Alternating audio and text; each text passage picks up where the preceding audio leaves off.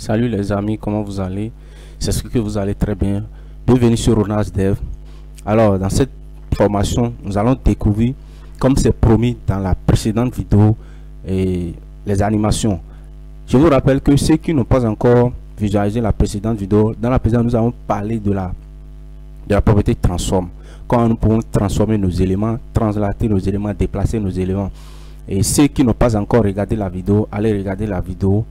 Et n'oubliez pas de partager la vidéo. Partager la vidéo, comme la chaîne est encore à son début, ça aide à pouvoir faire progresser la chaîne. Aidez-nous à faire progresser la chaîne, à faire connaître la chaîne en partageant les vidéos. Et aussi, abonnez-vous pour ne pas rater les prochaines vidéos, pour être des fidèles de la chaîne. Et je vous fais confiance et je suis du cœur avec vous. Nous allons faire beaucoup de chemin ensemble. Maintenant, étant dit, si vous êtes déjà abonné, alors merci beaucoup. On va commencer cette vidéo.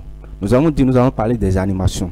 Nous allons essayer de voir deux différentes propriétés aujourd'hui. Maintenant, la première propriété qu'on va voir, on va voir une propriété qu'on appelle transition. Revenez dans ce qu'on avait fait dans la fois précédente. Quand vous venez ici, on a appliqué au début, on a appliqué ce qu'on appelle une transformation. La transformation, c'est quoi? L'élément qui est ici, qui est qui est en couleur ici, quand on vient ici, c'était l'élément content qui est ici, le div qui est ici, content qui est ici, on n'a rien mis dedans, on a juste utilisé ça en CSS. Et puis c'est dans le container qui est ici, c'est dans ce container. On lui a dit, quand tu viens ici, on a pris le content qui est dans le container, on dit, applique-lui la propriété transform. Et on a zoomé ça à 0,7, c'est-à-dire quoi? On a dézoomé ça à 70%, on a dit scale, 0,7, on a fait rotate sur Y, donc de 30 degrés, on a tourné l'élément sur l'axe Y de 30 degrés. Et puis on a mis transform origin left. Voilà, l'élément est comme ça. Simplement on dit que quand on passe sur l'élément, on survole l'élément, de prendre de ramener l'élément à scale 1 et de faire la rotate de 0 degré. Et quand on vient ici, c'est ce qu'on observe. Quand on vient sur l'élément revient à sa place ici. Quand on vient ici, ça revient. Quand on vient ici, ça revient. Simplement le problème, c'est que vous allez voir que ce changement d'état de valeur est tellement brutal. Quand on vient, ça se fait en un clin d'œil. Brutalement, vous voyez, ça se fait de façon brutale. Et ça, un peu ça a l'air de quelque chose qui scintille, de scintillement. Maintenant, pour contourner cet effet, on va utiliser une propriété qu'on appelle transition. Transition. Si vous venez ici, vous mettez transition comme ça, vous mettez 2 points. Venez ici, si vous venez dans MDN, vous tapez transition, vous allez voir. Transition, la propriété transition, c'est une combinaison de plusieurs propriétés, comme ce qu'on a vu pour background. Quand on a vu background image, background position, background attachment, finalement on regroupe ça sur une seule propriété, mais background. C'est ça aussi ce qu'on veut voir ici pour transition. Dans transition, il y a plusieurs types de propriétés ensemble. Maintenant, je parle de la propriété transition. Ça permet de faire quoi? La propriété transition, au lieu de dire que de faire ça de façon brutale, fais ça de façon progressive. Cette propriété, il permet de faire quoi? C'est-à-dire lors du changement de valeur d'une propriété donnée, de l'état d'une propriété donnée, c'est-à-dire que la propriété veut changer de couleur, vous avez appliqué de transform à la propriété, vous voulez, c'est-à-dire lui changer de la taille, ainsi de suite. Au lieu que ça se fasse de façon brutale, comme ça on dit non, nous voulons que ça se passe de façon progressive. Et ça va se faire de façon progressive et nous tous on va voir ça. Maintenant, pour faire ça, la première chose qu'on fait, si vous venez ici, regardez ce qu'il a dit. Vous voyez, vous allez voir des transitions ici avec des exemples. Donc, ça fait, pour faire le margin, ça fait ça de façon progressive, ainsi de suite. Maintenant, voilà ce qu'on a combiné ensemble. On a, première chose, transition property. Et transition property, ça permet de spécifier sur quelle propriété on va appliquer la transition. Et quand nous venons ici, nous, on va appliquer ça sur la propriété transform qui est ici, qui se fait de façon brutale. Donc, transition property, vous donnez son nom. On va combiner ça en même temps. Donc, on va appliquer la propriété sur transform. Vous mettez transform, vous mettez espace. Maintenant, vous mettez transform, c'est bon. Maintenant, on met quelle est la durée la durée pendant combien de temps? Pendant combien de temps on veut observer l'effet de progression et de la progression là? Pendant combien de durée on veut observer ça? Nous on va lui dire faire l'effet de progression pendant par exemple 1 seconde. Donc on met 1 seconde. Vous donnez la durée en seconde. Vous pouvez donner ça en millisecondes aussi. Vous voyez, à n'importe quel truc, simplement que vous ne pouvez pas donner ça en minutes parce que un visiteur ne peut pas attendre des minutes pour pouvoir observer un effet de progression, d'animation sur votre page. Voilà, donc vous donnez transition duration. Avec les deux, simplement, je vais m'arrêter ici. On va voir ce que ça va donner. Les deux sont déjà suffisants. C'est-à-dire quoi? La propriété longue de la propriété à laquelle vous voulez appliquer la transition et puis la durée de la transition. Quand on fait ça, on actualise ça ici. Ouais, quand on vient ici maintenant, ça devient progressif. Ça ne se fait pas de façon brutale. Vous voyez, non? Comme avant, ça ne se fait plus de façon brutale. Donc, on observe maintenant le changement de temps là. Ça se fait de façon progressive pendant une seconde. Voilà. Maintenant, après ça aussi, vous pouvez donner ici, on peut voir la propriété qu'on a mis. Transition timing function. La transition timing function, c'est quelque chose qui permet de contrôler l'accélération de l'animation suivant une courbe qu'on appelle courbe de Bézier. Suivant une courbe de Bézier. Vous voyez, suivant la courbe de Bézier, ça permet de contrôler l'accélération. Maintenant, par défaut, ça a une valeur qu'on appelle is. C'est ça. Si vous ne mettez rien, c'est comme s'il y a is là. Et puis is là, voilà son effet. Ça ne va rien changer concernant l'effet que j'ai déjà ici. Voilà l'effet. Ça veut dire quoi? Ça dit au début, c'est-à-dire démarre et la transition, l'animation de façon lente, accélère au milieu et puis décélère à la fin. Voilà ce que is veut dire. Maintenant, au lieu de faire ça, c'est ça ce que ça devient lent et ça accélère au milieu et puis ça décélère à la fin. Donc, vous pouvez choisir contrôler ça. Vous dites, je ne veux pas par défaut, mais is in. Quand vous mettez is in, ça veut dire quoi? L'animation va démarrer de façon lente au début et puis vers la fin, ça va accélérer pour terminer. Donc, ça devient lent et puis ça accélère jusqu'à la fin. Vous voyez, non? C'est lent au début et puis ça accélère jusqu'à la fin. C'est ça qui est is in. Et si vous pouvez mettre aussi is out pour dire au début, l'animation sera accélérée et puis vers la fin ça va devenir lente. Donc vous venez ici, c'est accéléré au début et puis ça devient lente à la fin. Vous pouvez combiner les deux. Donc vous pouvez mettre is-in-out. Is-in-out veut dire quoi? Regardez l'effet. Voilà l'effet de is-in-out. Is, non, j'ai fait erreur, donc c'est comme ça. Voilà pourquoi ça ne marche plus. Donc regardez l'effet. C'est-à-dire is-in-out veut dire quoi? Ça va démarrer l'animation de façon lente et puis à un niveau donné ça va accélérer et vers la fin ça va décélérer. Voilà, ça commence et lente et puis ça accélère et puis ça décélère après. C'est ça qui est is in out. Donc c'est ça qu'on appelle transition timing function. Après transition timing function, il y a une autre propriété qu'on appelle transition delay. Donc transition delay là, ça permet, donc mettez par exemple ici, j'ai dit une seconde, une seconde, puis je vais contrôler un peu ceci là, je mets 0,5 pour accélérer un peu ce que je veux. Maintenant, la propriété de transition delay, ça permet de faire quoi? Ça dit, si nous venons ici, regardez, l'animation se fait automatiquement. Maintenant, au lieu que l'animation, quand on vient sur ça en même temps, ça applique l'animation, non. C'est-à-dire, quand on met transition delay, attends d'abord une seconde avant de commencer l'animation. Le temps de la pause, c'est ça on donne. C'est comme si le temps, transition delay, ça donne le temps de la pause. Ça donne la pause. C'est-à-dire, attends quand on vient sur la chose, attends une seconde d'abord avant de démarrer. Et quand j'actualise, vous voyez, quand je viens, ça va attendre une seconde d'abord avant de démarrer. Quand je quitte aussi, ça attend une seconde d'abord avant d'aller là. C'est ce qui fait transition delay. Donc, voilà à peu près et les quatre bien. Les quatre propriétés que vous pouvez appliquer à votre truc là et que vous pouvez utiliser concernant transition. Il y a transition property qui donne le nom et il y a le transition duration qui donne la durée de la transition. Il y a la transition timing function qui contrôle l'accélération suivant le couple de Bézier et puis il y a transition delay qui donne une pause. Maintenant, ici, il peut arriver que vous ne mettez rien. C'est-à-dire, supposons que je mets, au lieu de mettre transition, je ne mets rien. Et si je fais ça, je viens ici, j'actualise, je ne mets rien. C'est-à-dire, ça se fait toujours. Vous voyez, la transition va toujours se faire. C'est-à-dire que si je ne mets rien, c'est comme si applique maintenant cette transition à tous les éléments de ma page. À tous les éléments. Ou bien, au lieu de ne pas mettre quelque chose, je mets all. Si je mets all, ça veut dire quoi? Applique ça à tous les éléments de la page. Ça va appliquer la transition à tous les éléments de la page, que ce soit les tests, que ce soit tout ce que j'ai fait. Si j'ai changé d'opacité quelque part, j'ai changé de terme, j'ai changé de font size, ainsi de suite, ça va s'appliquer à tout. Je mets all. Donc je mets all. Voilà un peu ce que je vais vous dire parlant de la propriété transition. Voilà, c'est un peu bon. Donc venez ici, essayez de s'amuser avec ça. Donc il y a beaucoup de choses que vous pouvez découvrir concernant ça. Voilà. Donc, appliquer tout ça là. Si vous venez ici, vous allez voir, ils ont détaillé les transitions de durée, tout ça là. Vous pouvez ici, venez ici, et vous allez voir, vous cliquez sur utiliser et la transition en CSS. Donc, ils ont fait des exemples ici qui peuvent vous aider. Ici, et puis vous allez voir, et c'est voilà l'exemple de coupe de biaisé. Donc, c'est voilà l'exemple de la coupe dont je parlais. Donc, c'est une fonction de temporisation. Donc, vous essayez de voir ça. Et quand vous quittez ça maintenant, on va passer à la deuxième chose.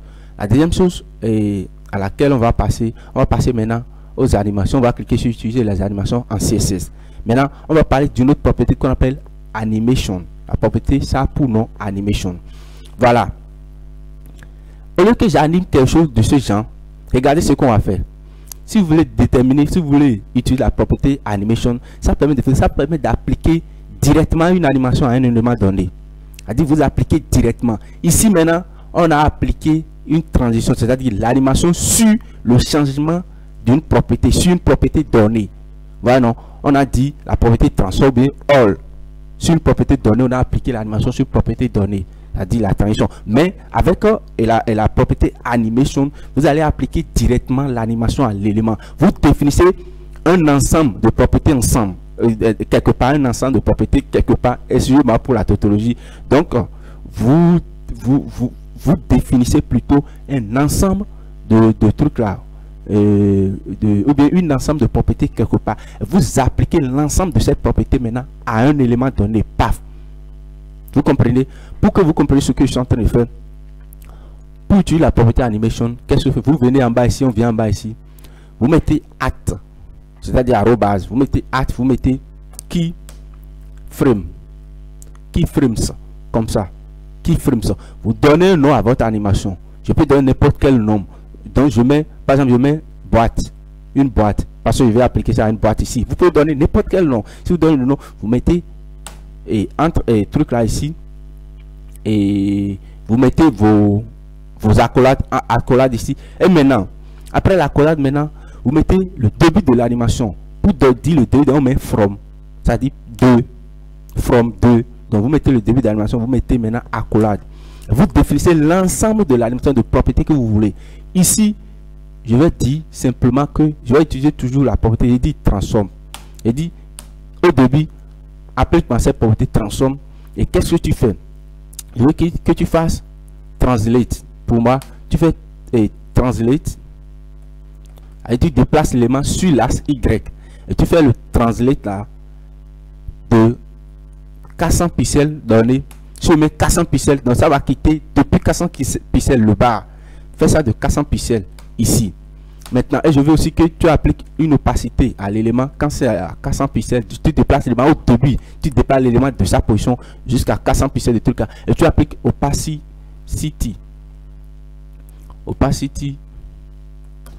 Tu appliques opacity de 0 à l'élément là, au début. Maintenant, j'ai dit à la fin tout. Donc, vous mettez tout pour dire à la fin from tout. Donc, vous mettez tout. Et je dis à la fin, mais toujours transform 2 points. Mais maintenant, là, faites translate. Translate Y, là, fait ça à 0. Ça veut dire quoi? Ramène l'élément à sa position initiale et donne-lui l'opacité de 1. Donc, je vais voir ça maintenant. Je fais ça simplement. Vous comprenez ce qui est ici quand même? Ça va être translate de Y. Au début, l'élément injecte l'élément ou bien déplace l'élément jusqu'à 400 pixels sur l'axe Y et donne-lui l'opacité 0. Ça veut dire que je ne veux pas le voir. Maintenant, mais à la fin, ramène-les à sa place 0 initiale et puis donne-lui l'opacité 1. Si je fais ça, je viens ici maintenant. Je vais enlever tout ce qui est ici. J'enlève tout. Paf, paf, paf. Je viens ici, j'enlève tout. J'enlève tout ce qui est ici.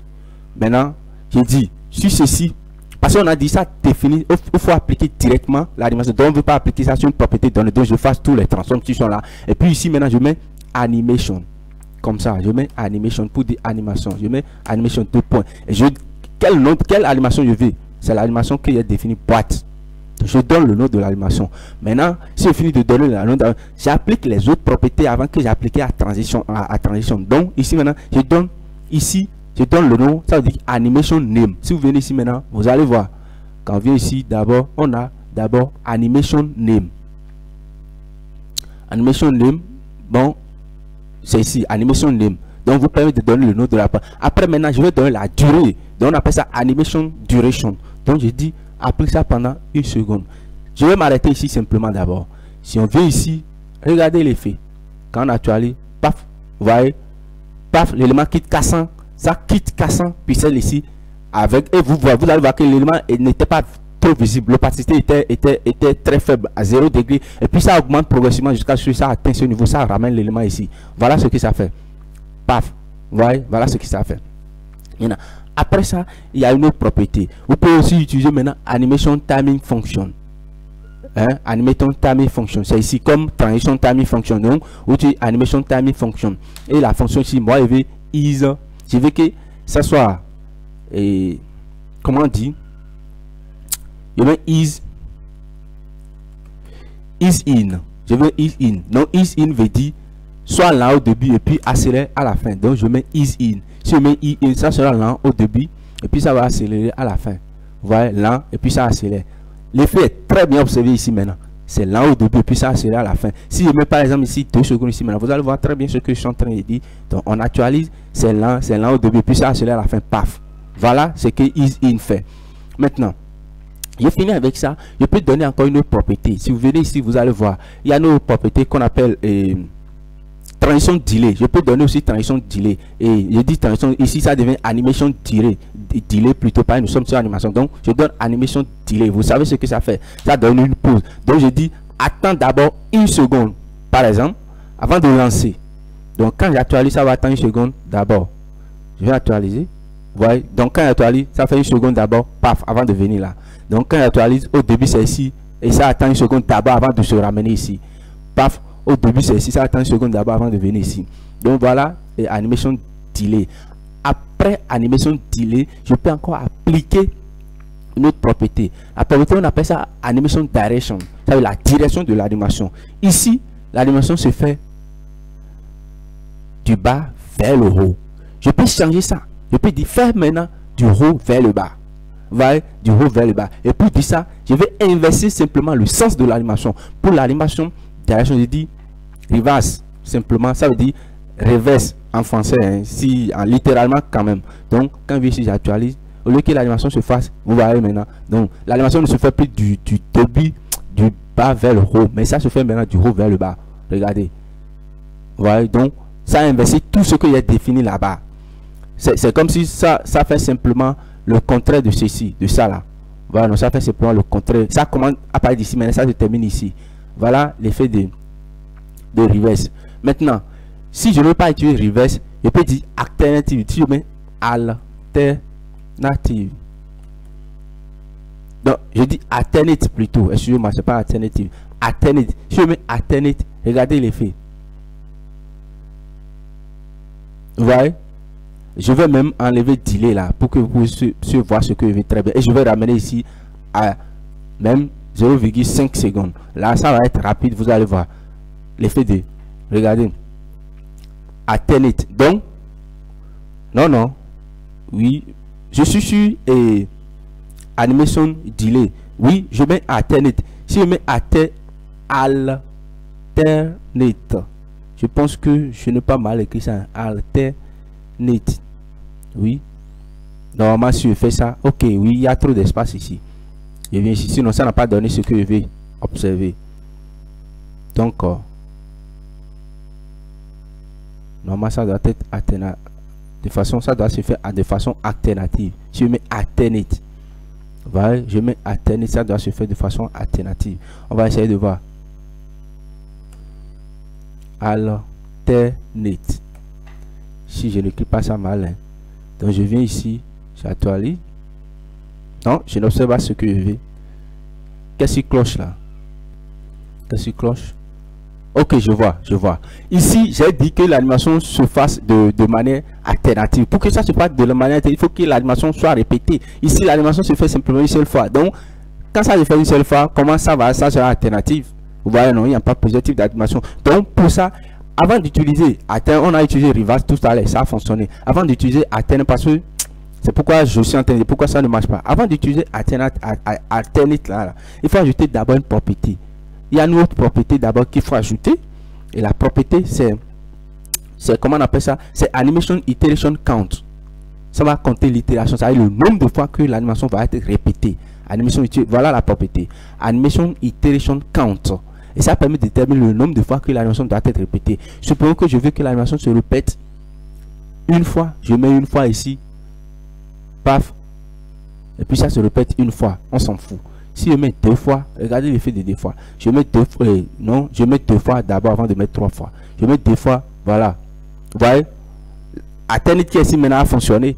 Vous voyez, non? Ça a commencé du haut et ça se répète vers le bas et ça fait comme ça. Regarde, supposons que je mets, ça se répète 4 fois.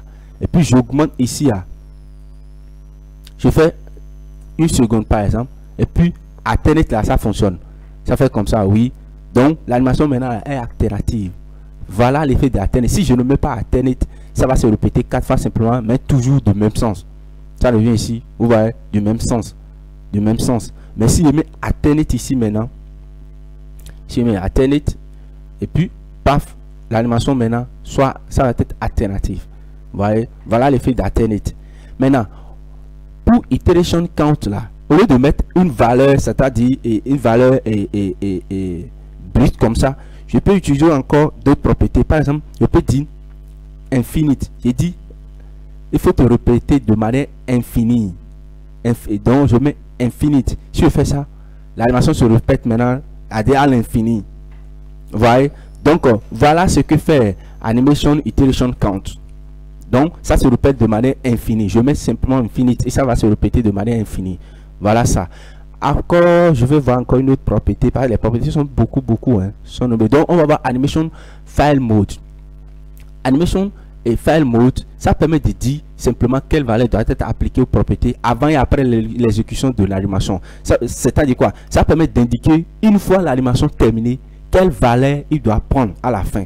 Si vous venez ici, on va enlever infinite ici, on va enlever alternate. On va voir ce que, regardez ce que je vais vous montrer. Quand on vient ici, vous voyez, l'animation commence à partir d'ici et ça s'arrête à la fin. Maintenant, ça commence ici de from et ça s'arrête à tout. Et ça prend cette valeur, ça garde cette valeur à la fin. Ça garde la valeur. Du coup, si j'avais appliqué notre propre une valeur ici, ça ne va plus prendre compte de ça.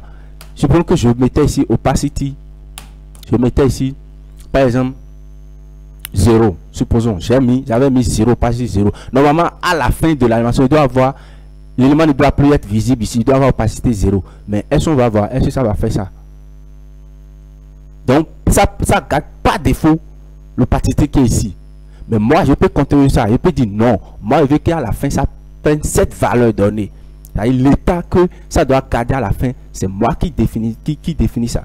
Je définis l'état que ça doit prendre à la fin. Maintenant, par défaut, si je mets ici non, ça veut dire quoi? Ça ne prend aucun état à la fin. Je peux mettre non. Je parle très bien de la propriété animation file mode qui est ici, qui permet de définir l'état de la fin que l'animation doit garder à la fin.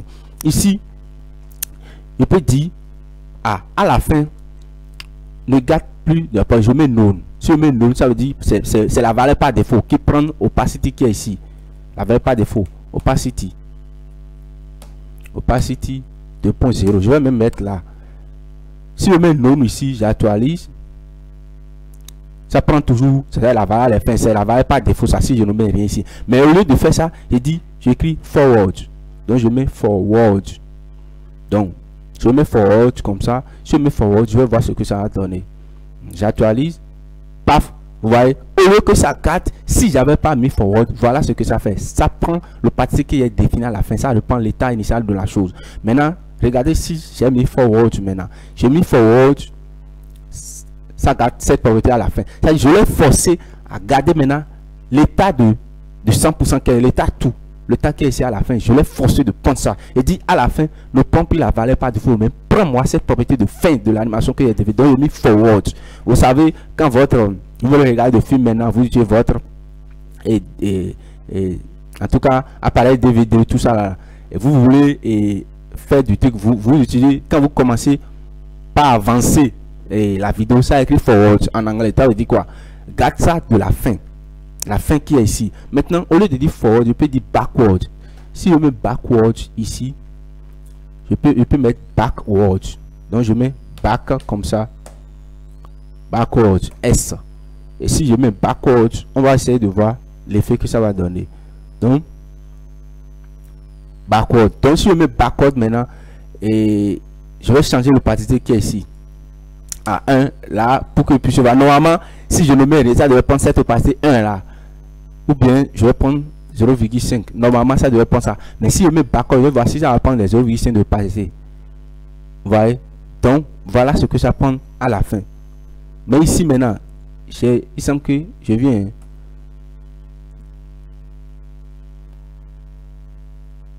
Ok. Voilà. Donc, si je mets backward, c'est comme si je suis en train de lui dire, prends la propriété de truc à du début. C'est ça qui est backward. Prends la propriété du début. Valeur appliquée au début de l'animation. Ça prend la valeur appliquée au début de l'animation. Donc, souvent, on utilise backward là, pour des animations de direction reverse. Là où on met de direction reverse, ça prend ceci à la fin. Donc, si vous ne mettez pas, vous ne voulez pas mettre backward ni et forward, tout ça, vous mettez buff. Si vous mettez buff, dans tous les cas, peu importe ce qu'on lui applique, ça va garder la propriété de la fin. C'est ça. Donc, quand on va enlever ici maintenant, je mets buff. Si je mets buff, ça va toujours garder l'état de la fin. L'état de la fin. Voilà, donc je mets buff. Et au lieu de mettre des trucs comme ça, donc je mets buff. Maintenant, il y a une autre propriété qu'on appelle animation play state. Animation play state. Je crois que je dois voir ça ici. Hein. Animation play state. Ça doit être ici quand même. C'est ça. Animation play state. Et ça permet de faire quoi? Ça permet simplement de mettre en pause l'animation ou bien de reprendre l'animation. C'est un peu bon. Vous pouvez ajouter du JavaScript. On n'a pas encore commencé JavaScript. Ça serait très bon et très efficace lorsqu'on sera dans JavaScript. Ou vous pouvez donner la possibilité à la personne d'arrêter l'animation ou bien de commencer l'animation, d'arrêter l'animation ou bien de comment dire, ou bien de démarrer l'animation. Donc on appelle ça animation play state. Et vous mettez, par exemple, si vous voulez arrêter l'animation, vous mettez paused. Donc je peux venir ici, je vais dire lorsqu'on va hover ce qui est ici, c'est-à-dire quoi, qu'on va survoler l'élément, je peux dire ici maintenant, je suis ici, je peux dire. Et quand on survole l'élément maintenant, il faut arrêter l'animation. Donc, pour faire ça, je viens ici, je mets animation. Animation, je mets 2 points. Et puis je mets boîte. Excusez-moi beaucoup. Et je mets pour l'autre, je mets pause. Donc, je dis arrête l'animation quand on survole ça. Pause. Donc, pour faire ça, je viens ici, simplement, je lui dis, il faut faire l'animation de façon infinite. Donc je mets infinite. Je mets infinite et je veux que ça soit alternatif. Donc je mets alternate. Comme ça. Et puis j'actualise. Donc l'animation se répète de cette façon. Je peux même mettre 0.5 secondes. Allez, 0,5 secondes. Donc je fais ça. Et puis quand je survole ça, regardez, quand je survole ça, ça s'arrête. Quand on quitte, ça démarre. Et puis quand on survole ça, ça s'arrête. Quand vous survolez ça, ça va s'arrêter. Vous venez ici, vous survolez ça, ça va s'arrêter ici. Donc, on dit arrête-moi. Arrête-moi l'animation. Donc, voilà. L'effet là peut être bon. Donc, quand on survole, pour mettre pause à l'animation. Voilà. Vous pouvez mettre pause ou bien played. Si vous voulez que, bon, ça te fait tout cas. Donc, vous mettez played. Voilà, non. Donc, ici, je peux mettre pause. Et je vais dire, quand on survole ça, commence l'animation. Donc, je mets played ici et puis je mets pour ici. Voilà. De façon simple comment vous pouvez utiliser. Et dans c'est pas play, vous avez mis running. Donc je peux mettre ici l'animation au début soit paused. Je vais essayer de voir ça va marcher. Donc ici je mets quand je survole ça maintenant run. Donc démarre l'animation. Donc je mets running. Démarre l'animation quand je survole ça. Donc je mets running. Si je mets ça, j'actualise. L'animation maintenant est pause. Donc quand je survole ça maintenant normalement, vous voyez quand je survole ça maintenant, donc l'animation démarre. Exactement. Donc, au début, je suis en pause. Donc, vous pouvez essayer de faire ça pour quelqu'un.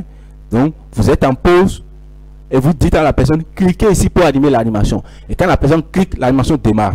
Donc, je dis, l'animation est en pause. Et quand je survole ça maintenant, que ça démarre avec running. Donc, si vous survolez l'animation, je crois que ça devrait démarrer. Ok. J'actualise maintenant et puis je survole ça et ça démarre. Donc, quand je survole ça maintenant, ça démarre. Voilà, non, je survole ça démarre. paf, j'actualise, je suis ici. Et puis paf, je survole ça, ça démarre. Donc c'est un peu bon. J'ai essayé de vous montrer quelque chose quand même pour que vous puissiez comprendre. Voilà un peu tout ce qu'on va voir ce qu'on a vu concernant l'animation. Ici, ce que je vais vous dire simplement, c'est que au lieu de dire from to, vous pouvez donner ça en pourcentage. Donc vous pouvez dire 0%. Ici, vous donnez 0% et vous pouvez donner ici 100%. 100%. Au lieu de dire from to, donc vous donnez ça en pourcentage. Et si je donne ça en pourcentage, je vais actualiser.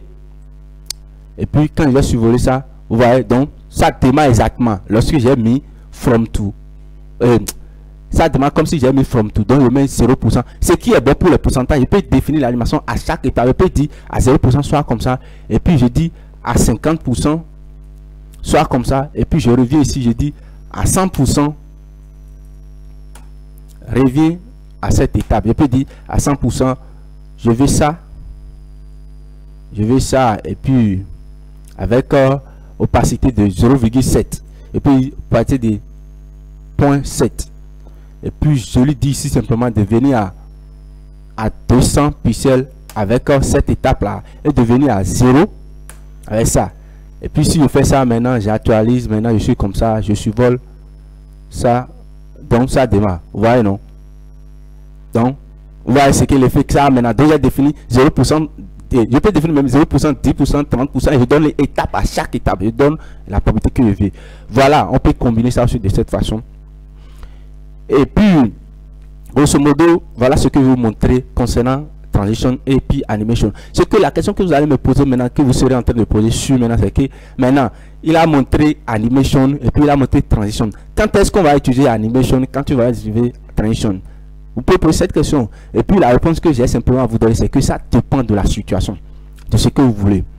Regardez, ici souvent les transitions, la propriété de transition sont utilisées souvent pour les effets du survol, très simple. C'est-à-dire pour des animations simples, comme je veux survoler, je veux faire ci, et si je survole ça, fais-moi ça, fais-moi ça. Donc pour des effets de survol simplement. Et puis les keyframes, c'est-à-dire de la propriété animation même là, sont utilisés simplement pour des cas des animations complexes comme ceux-là par exemple maintenant. Voilà, comme pour des animations, le cas des animations complexes, vous pouvez utiliser ces genres de points. Mais pour des transitions, ce point, c'est juste lorsque vous pouvez passer d'une propriété à une autre. Vous pouvez passer d'une couleur à une autre, des effets de survol comme ça, simplement, vous utilisez transition. Mais pour des animations complexes, vous utilisez animation. Pour vous montrer simplement, exemple, ce que je tiens à faire simplement, je tiens à faire quelque chose. Je tiens à venir sur ce qu'on avait fait, le site qu'on avait développé en temps. Notre travaux pratiques, premier travail pratique qu'on avait fait, donc on vient sur ça. Et puis, je viens ici, je vais essayer de vous montrer ça, ce que je suis en train de dire. Donc, quand on va venir ici, je parlais de ça là. Donc, vous voyez, si on vient ici maintenant, vous voyez, c'est brutal. Parce qu'on n'a pas encore vu l'animation de transition en ce temps. Et pour cela, j'ai fait ça de manière brutale. Le changement est tellement brutal ici. Vous voyez, c'est brutal. Au lieu que ça soit brutal, je peux venir ici. J'ai dit, ici, j'ai défini les liens. Et puis, j'ai active, ainsi de suite, ainsi de suite. C'est dans nav. Je peux venir ici. J'ai dit, dans ce nav maintenant, ouais, ça, dans ce nav, ce que tu vas faire simplement, applique-moi les transitions. Vous mettez transition. Vous mettez 2 points. Et puis, on met transition sur tout. Sur all. Et puis on met transition sur all. Et puis on met transition on met transition de 0,5 secondes. Je vais actualiser ça et voir. Oui, bon, il y a un point virgule ici d'abord. Il y a un point virgule ici. Donc, vous voyez maintenant. Je crois que c'est toujours brutal. Hein. Ah, ok. Je vais appliquer ça sur le A. Voilà, sur des liens, voilà. Donc, voilà, la transition doit être sur des liens. Et puis, je viens ici, je dis sur ces liens maintenant. J'actualise. Et puis maintenant, vous voyez, c'est le plus brutal comme avant. Et puis, il fait ça, des trucs de façon progressive. Pour que vous observez très bien, je peux mettre ça de 2 secondes, par exemple. Et puis, si on actualise, vous voyez, donc, vous venez ici maintenant, c'est progressif. Vous voyez, c'est progressif. C'est un peu plus brutal comme avant maintenant. C'est progressif. Je mets 1 seconde pour 1 seconde.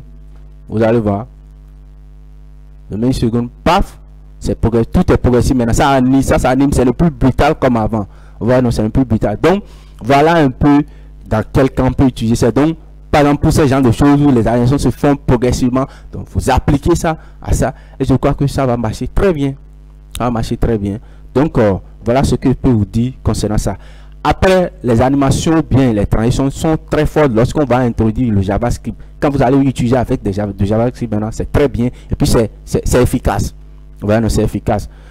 Je vous remercie quand même pour avoir visualisé la vidéo du début jusqu'à la fin. Surtout, n'oubliez pas de pratiquer. Je vous invite à pratiquer. La programmation, c'est en développant qu'on devient développeur.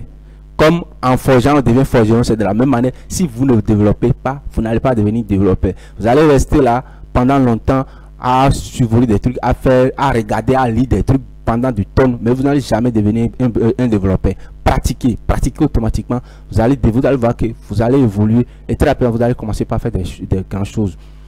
Merci beaucoup. Si vous avez aimé la vidéo, cliquez sur la pouce de j'aime, ça fait plaisir. Et puis surtout partagez les vidéos partout, partagez ça sur les réseaux sociaux, partagez ça partout, les vidéos partout. C'est en faisant que vous allez aider la chaîne à grandir.